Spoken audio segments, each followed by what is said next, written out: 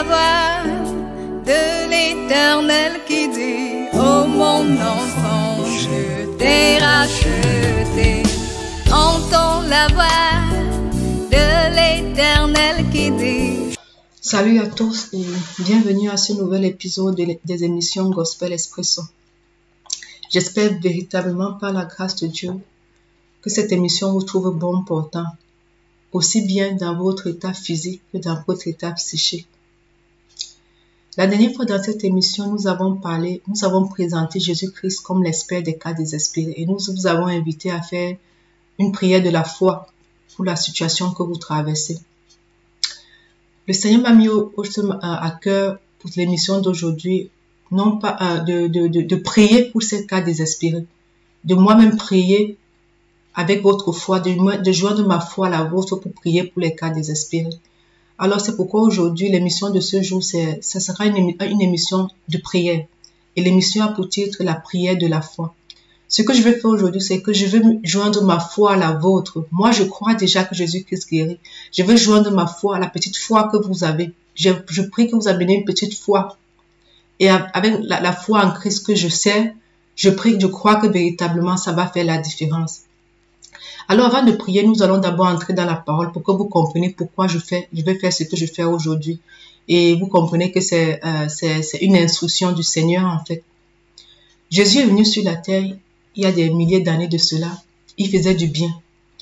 La première fois que Jésus allait dans le temple, quand il a commencé son ministère, il a lu cette parole dans Luc 4, versets 18 à 19. Là, il est écrit, je lis la parole. Jésus qui parle. L'Esprit du Seigneur est sur moi parce qu'il m'a oint pour annoncer une bonne nouvelle aux pauvres. Il m'a envoyé pour guérir ceux qui ont le cœur brisé, pour proclamer aux captifs la délivrance et aux aveugles le recouvrement de la vie, pour envoyer libres les opprimés, pour publier une année de grâce du Seigneur.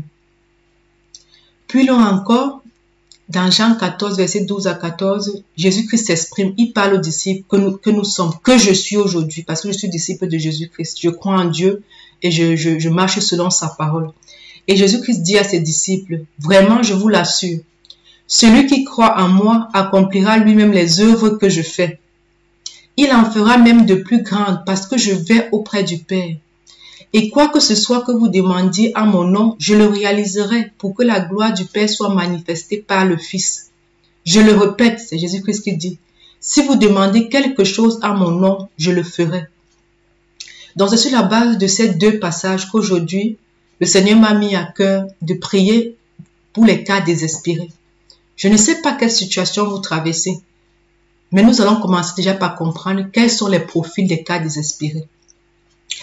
Quand Jésus-Christ dans son propos introductif de Luc 4, verset 18 à 19, il a dit que le Seigneur lui a envoyé pour guérir ceux qui ont le cœur brisé, pour proclamer aux captifs. On voit bien le premier type de cas désespéré, c'est ceux qui sont malades.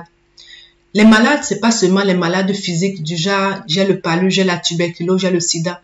Mais il y a aussi ceux qui sont malades psychologiques, les malades psychologiques qui ont eu des déclics psychologiques qui les ont fait un peu tourner. Parfois, c'est une situation qui a été tellement difficile que la personne n'a pas pu gérer.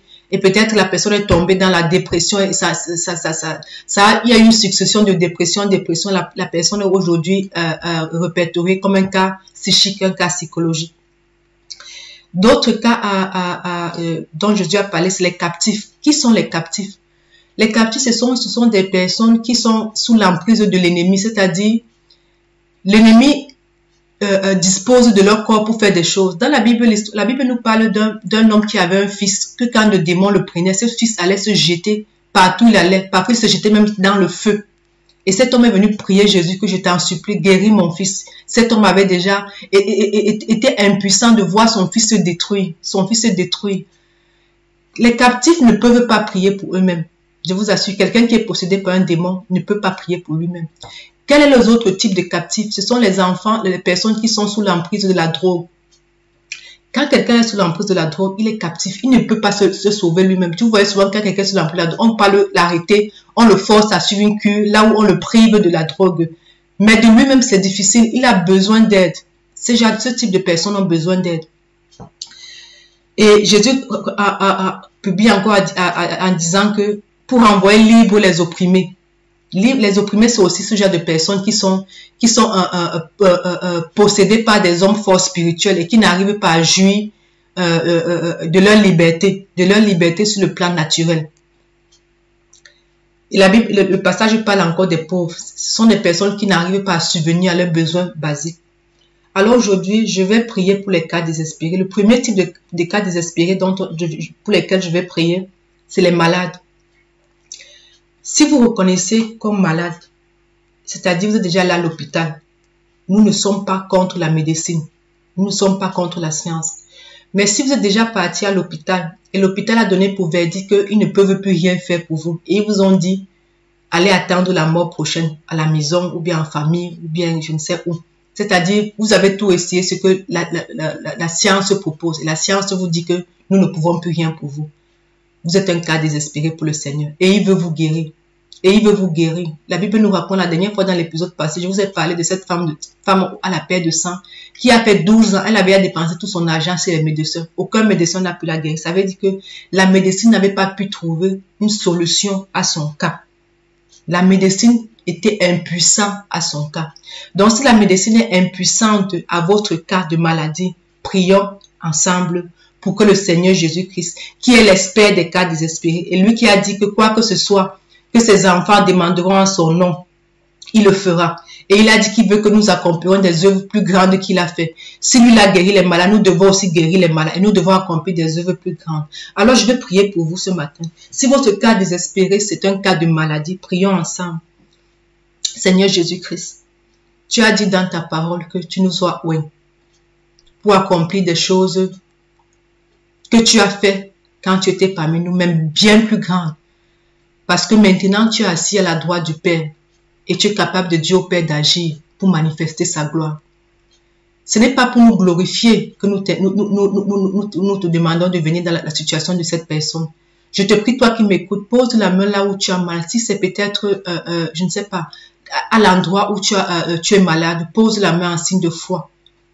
Seigneur Jésus-Christ, je prie Seigneur, je joins ma foi à la foi de cette personne qui t'écoute et qui veut exercer, Seigneur, un acte de foi. Tu es assis à la droite du Père et tu vas encore manifester la gloire du Père sur cette terre. Tu es vivant et tu agis encore. Tu es le même hier, aujourd'hui, éternellement. Et je prie, Seigneur, que cette personne expérimente les œuvres que tu as fait de ton vivant. Que pour cette personne puisse témoigner que ce ne sont pas des fables, ce ne sont pas des histoires passées, mais que Christ agit encore dans ce monde aujourd'hui. Alors, Père, agis. Agis, Seigneur Jésus, agis selon ta puissance, agis selon ta bonté, agis selon ta miséricorde dans la vie de cette personne. Guéris, sois guéri au nom de Jésus-Christ, sois guéri au nom de Jésus-Christ, sois guéri au nom de Jésus-Christ. Amen. Nous allons passer un deuxième type de cas désespéré. Nous allons faire un deuxième type de prière. Ce sont les personnes qui sont sous l'emprise de l'ennemi. J'ai essayé d'expliquer tout à l'heure quels sont ce genre de personnes. Ce sont les personnes, si vous reconnaissez, si vous avez autour de votre entourage quelqu'un qui est possédé, que vous reconnaissez vraiment que la personne fait des choses qu'un homme ne devrait pas faire, il est possédé. Que ce soit un enfant addict à la drogue, nous allons prier maintenant. Je vous l'ai dit tantôt, ces genres de personnes ne peuvent pas prier pour eux-mêmes. Ils ont besoin que quelqu'un d'autre intercède pour eux. Le fou de Gadara ne pouvait pas prier pour lui-même. Je crois que quelqu'un d'autre priait pour lui-même. Et Jésus s'est souvenu de son cas. Et Jésus est allé le délivrer de la légion des démons qui le possédaient. Alors nous allons prier aujourd'hui. Seigneur Dieu de bonté, tu as dit que tu es venu pour envoyer libre les opprimés. Tu es venu pour délivrer tous ceux qui sont là, sur l'emprise du malin. Et aujourd'hui encore tu le fais. Alors Seigneur Jésus-Christ, je viens jouer de ma foi à la personne qui m'écoute aujourd'hui, qui a dans son entourage quelqu'un qu'elle reconnaît, qui est possédé et qui est sous l'emprise du diable. Seigneur, délivre. Je déclare et je commande au nom de Jésus-Christ que cet homme ou cette femme qui est sous l'emprise du diable soit libéré dans le nom de Jésus-Christ. Dans le nom de Jésus-Christ, autorité suprême dans les cieux, sur la terre et sous la terre. Je te commande de libérer cet enfant, de libérer cette personne dès à présent, et je te renvoie dans les lieux arides. Je te renvoie dans les lieux arides. Plus jamais ne reviens oppresser cette personne. Plus jamais au nom de Jésus-Christ. Au nom de Jésus-Christ. Je scelle cette délivrance dans le nom de Jésus-Christ. Je scelle cette délivrance dans le nom de Jésus-Christ. Amen. Nous allons faire encore prier un autre troisième type de cas désespéré. Quel est ce type? Ce sont les personnes nécessiteuses qui ne parviennent pas à subvenir à leurs besoins, même les plus basiques. Qu'est-ce que j'entends par les besoins les plus basiques? Le manger, le vêtement, avoir un toit où dormir. Ce sont les besoins les plus basiques que tout homme devrait avoir. Dieu ne prive aucun homme de cela, mais quand tu n'arrives pas à avoir ça, ça veut dire que tu as un cas désespéré. Tu as un cas désespéré. C'est peut-être que tu es sous l'emprise d'une malédiction ou d'une forteresse qui t'empêche de jouir des besoins basiques de la vie. Le Seigneur a dit dans sa parole que les oiseaux ne sèment ni ne moissonnent, mais il leur donne à manger. Combien à plus forte raison ne donnerait pas à manger aux hommes? L'homme a une valeur très précieuse devant Dieu. Parce que l'homme, c'est la créature par excellence que Dieu a créée, à son image, à sa ressemblance.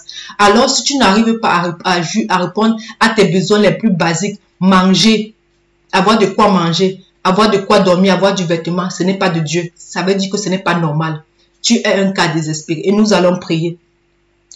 Seigneur Jésus-Christ, tu as dit que nous devons nous inquiéter de rien, mais de te faire connaître en toutes choses nos besoins par des prières et des supplications. Mais tu as dit aussi dans ta parole, si les oiseaux du ciel ne sèment ne moissonnent, combien à plus forte raison tu ne prendras pas soin de nous. Je prie pour cette personne qui m'entend en ce moment, qui n'arrive pas à subvenir à ses besoins les plus basiques. Ce n'est pas une personne paresseuse, c'est-à-dire ce n'est pas quelqu'un qui dort, qui passe son temps à dormir, à paresser, qui ne veut rien faire. Si elle se reconnaît que non, Seigneur, je ne paresse pas, je fais des efforts, mais tout n'est que échec, succession d'échec sur échec. Je t'en prie, Seigneur, viens libérer cette personne des échecs successifs. Abba Père, je prie, Seigneur, que tu lui instruises, que tu lui fais avoir une idée, au Seigneur. Je prie que tu lui donnes une idée de ce qu'elle doit faire, cette personne doit faire maintenant pour subvenir à ses besoins. Je prie au Seigneur que tu inspires les pensées de son cœur sur ce qu'elle doit faire. Oui, Seigneur. Et moi, je dis dans le nom de Jésus-Christ que si sa situation résulte, Seigneur, d'une malédiction, du poids d'une malédiction, je déclare aujourd'hui que j'annule dans le nom de Jésus-Christ cette malédiction. Je déclare aujourd'hui Jésus-Christ que j'annule cette malédiction et je déclare la bénédiction de Dieu dans sa vie. Je déclare que dès aujourd'hui, la bénédiction de Dieu agisse dans sa vie. Dans le nom de Jésus-Christ, j'ai ainsi prié. Amen. Donc nous avons prié aujourd'hui pour les cas désespérés. Mais je ne vais pas finir cette émission sans encore vous interpeller. Si vous êtes malade, la Bible nous enseigne que Jésus-Christ a guéri certaines personnes et après les avoir guéries, il a dit « Va et ne pêche plus ». Si tu étais malade et que ta maladie était la résultante du péché, si tu as été guéri, tu peux recommencer dans ce péché. Ce n'est qu'une question de temps. La maladie va revenir. Parce que le péché, la pratique du péché a ses conséquences. Ça, vous devez le savoir. La pratique du péché a ses conséquences. Voilà pourquoi Jésus, quand il guérissait certains malades, quand il savait spirituellement, il avait eu la révélation que c'est le fruit du péché, il pouvait leur dire, va et ne pêche plus. Et moi, je te dis aujourd'hui, si ta maladie était le résultat du péché, ne pêche plus. Mais aussi, il y a des situations où la maladie, c'était l'influence d'un homme fort spirituel, peut-être dans ta famille, je ne sais pas. Mais quelqu'un qui te liait pour t'empêcher de jouir de ta santé. Quand Christ te délivre, si tu ne prends pas la peine de venir remplir ton cœur de Christ qui t'a délivré, ce n'est qu'une question de temps. La Bible nous enseigne, l'émission passée, j'ai parlé de ça. Cet homme fort est capable d'aller prendre d'autres hommes forts pour venir encore habiter ta maison qui est ton cœur. Voilà pourquoi il est important de s'assurer que nous appartenons à l'autorité suprême dans les cieux et sur la terre, de sorte que quand l'ennemi revient pour venir encore agir dans nos vies, il trouve le terrain balisé, c'est-à-dire votre vie balisée. Il trouve votre vie barricadée par la puissance de Dieu, par le sceau de Dieu qui est son esprit. Voilà pourquoi il est ô combien important que vous reveniez à Dieu, par Jésus-Christ, parce que aujourd'hui, le Seigneur a établi comme Jésus-Christ comme le chemin d'accès pour revenir à lui. Jésus-Christ est mort sur la croix pour nous permettre de revenir encore à Dieu, d'être pardonné du péché d'Adam et de revenir, de nous reconnecter à Dieu. Si toi aussi tu m'écoutes à présent, tu écoutes ce message et tu ne te souviens pas un jour d'avoir invité le Seigneur Jésus-Christ dans ton cœur, si tu ne te souviens pas d'avoir fait, c'est que assurément tu ne l'as jamais fait. Si tu l'as déjà fait, je rends gloire à Dieu pour ta vie. Je t'invite tout simplement à continuer de marcher avec Dieu, en obéissant ses ordonnances, en obéissant ses commandements. Mais si tu ne l'as jamais fait, je t'en supplie. C'est le choix le plus important que tout homme doit faire dans sa vie. La terre, le temps, c'est un moment où Dieu nous donne le privilège, l'occasion de nous réconcilier avec lui avant d'entrer à nouveau, après notre mort physique, dans l'éternité. Je t'invite toi aussi, si tu veux, désires te réconcilier avec Dieu, à faire cette prière avec moi. On appelle ça la prière du salut.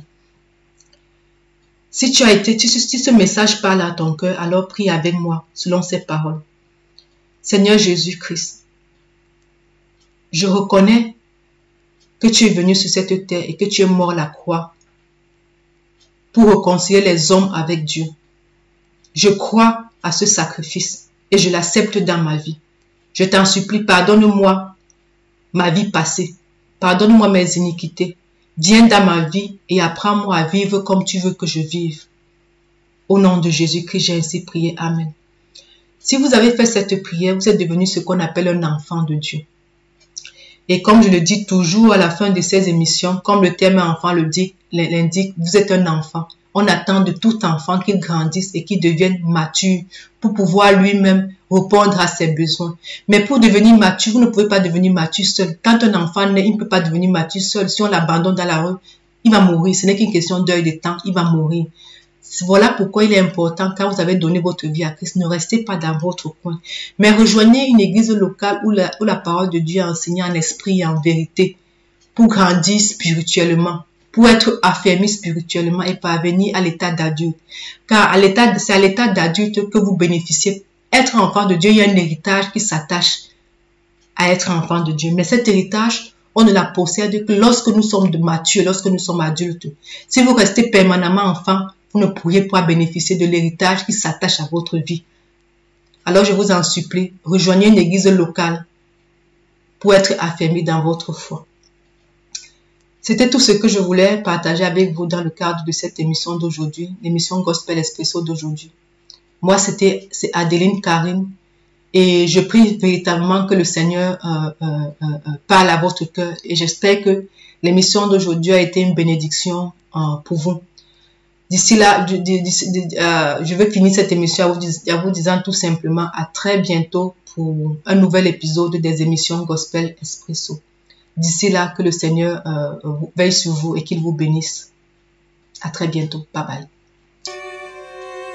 Entends la voix de l'Éternel qui dit: oh mon enfant, je t'ai racheté. Entends la voix de l'Éternel qui dit: je t'aime d'un amour éternel. Entends la voix de l'Éternel qui dit: oh mon enfant, je t'ai racheté. Entends la voix de l'Éternel qui dit: je t'aime d'un amour éternel. Entends la voix, entends la voix, entends la voix qui t'appelle. Entends la voix, le son de ma voix qui t'attire à la lumière. Quitte les ténèbres, viens vers moi ton Seigneur.